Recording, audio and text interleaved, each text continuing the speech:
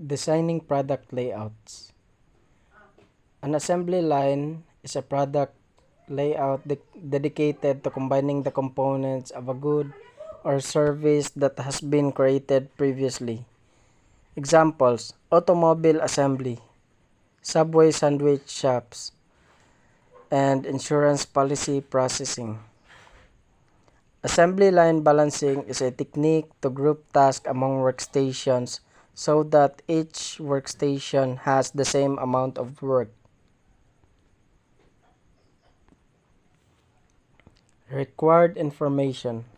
First, the set of tasks to be performed and the time required to perform each task. Second, the precedence relation among the tasks, that is, the sequence in which task must be performed. Third, the desired output rate or forecast of demand for the assembly line.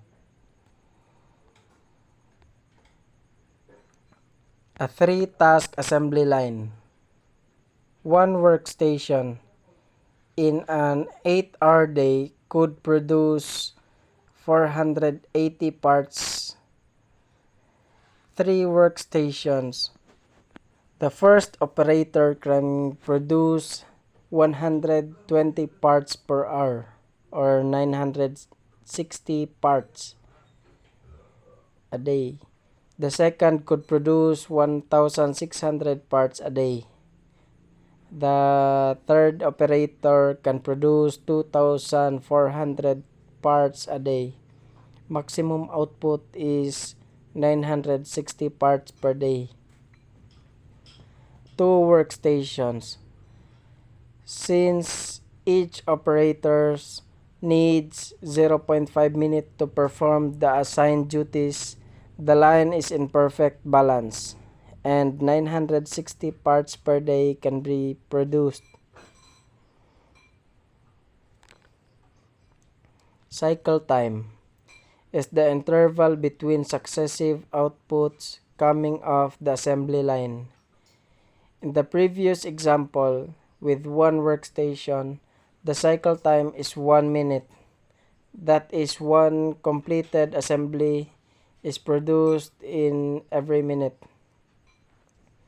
If 2 workstations are used, the cycle time is 0.5 minute or unit. If 3 workstations are used, the cycle time is 0.5 minute or unit, because task A is the bottleneck or slowest operation. The line can produce only one assembly every 0.5 minute. Cycle time or CT is related to the output R by the following equation. Cycle time equals AR 8.2. A equals available time to produce the output. The output R is normally the demand forecast in units, adjusted for on-hand inventory if appropriate, or orders released to the factory. Both A and R must have the same time units of measure. Minimum number of workstations required equals sum of task times over cycle time is 8.3. Total time available equals number of workstations times cycle time is 8.4. Total idle time N times CT minus sum of task times is 8.5. Assembly line efficiency equals sum of task times N times CT is equals to 8.6. Balance delay equals 1 minus assembly line efficiency 8.7. Line balancing approaches use decision rules or heuristics to assign tasks to workstations to attempt to minimize the amount of idle time at workstations, but do not guarantee optimal solutions. Examples: assign the task with the longest task time first to a workstation if the cycle time would not be exceeded. Assign the shortest task first. This is an image of a typical inline skate.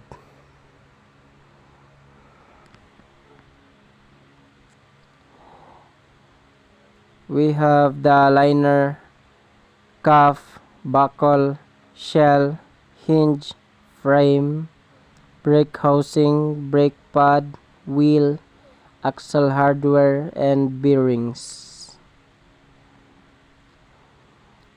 Precedence, network, and workstations assignment.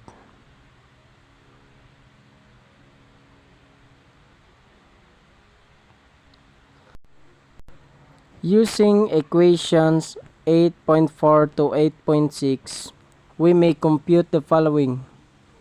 Total time available equals number workstations times cycle time equals n times ct equals 2 times 6 equals 12 minutes.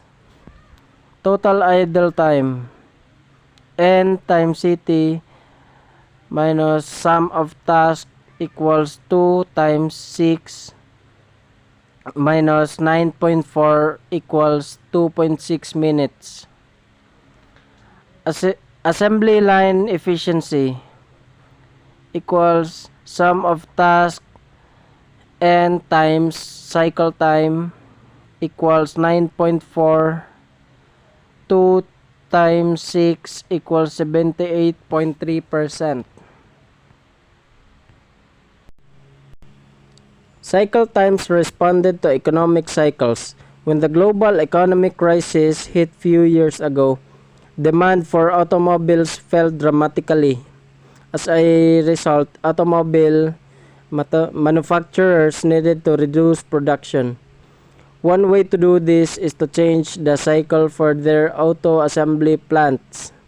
For example, General Motors announced that the factory making the Chevrolet Silverado and GMC Sierra pickup trucks will operate only one shift and change its line speed from 55 to 24 trucks per hour. We don't need excess inventory out there, GM spokesman Chris Lee said. We adjust up and down to the market. Departments or work centers to minimize cost associated with materials movement or maximizing closeness ratings between departments. Software packages, Craft, Aldep, Corlap. Key questions. Who will use the workplace? Will the workstation be shared?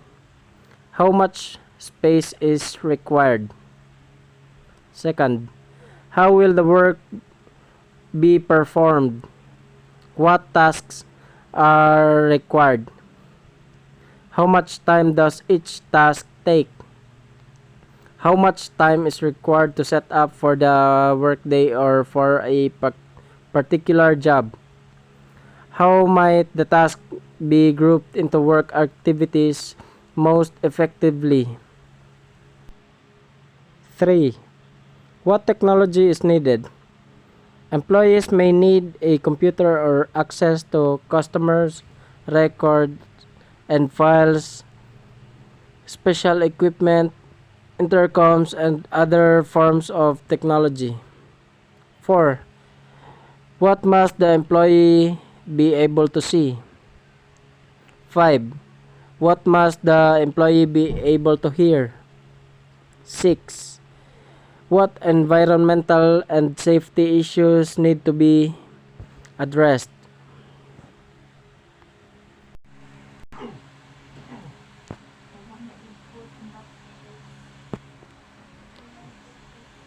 Exhibit 8.10 Pizza Preparation Workplace Design.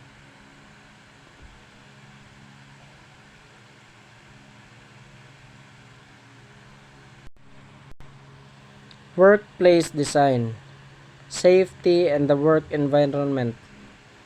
The job should be designed so that it will be highly unlikely that a worker can injure himself or herself. The worker must be educated in the proper use of equipment and the methods of design for performing the job. The surrounding environment must be conducive to safety. Ergonomics is concerned with improving productivity and safety by designing workplace equipment, instruments, computers, workstations, and so on that take into account the physical capabilities of the people. The human side of work. A job is the set of tasks an individual performs. Job design involves determining the specific job task and responsibilities, the work environment, and the methods by which the task will be carried out to meet the goals of operations. Job enlargement is the horizontal expansion of the job to give the worker more variety, although not necessarily more responsibility. Job enrichment is vertical expansion of job duties to give the worker more responsibility.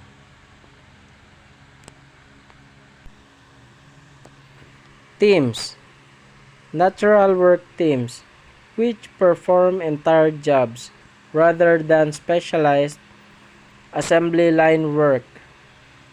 Virtual teams, in which members communicate by computer, take turns as leaders, and join and leave the team as necessary. Self-managed teams, or SMTs, which are empowered work teams that also assume many traditional management responsibilities. Here are some advantages and disadvantages of utilizing virtual teams. Advantages: allows the best possible team skills and capabilities to be assembled. Allow flexible working hours. Firms become more agile and flexible with quicker response time. Reduce energy requirements. Reduce transportation cost and pollution due to commuting to work. Reduce the cost of physical facilities. Encourage cross-functional and cross-national coordination and interaction. Disadvantages: team success is highly dependent on each team member doing his or her work on time. Lack of human socialization may hurt the productivity of the team. Team members must be self-starters. Privacy and security risk. Team member calendars must be synchronized. Team communication may be less effective or even break down. And that's all. Thank you.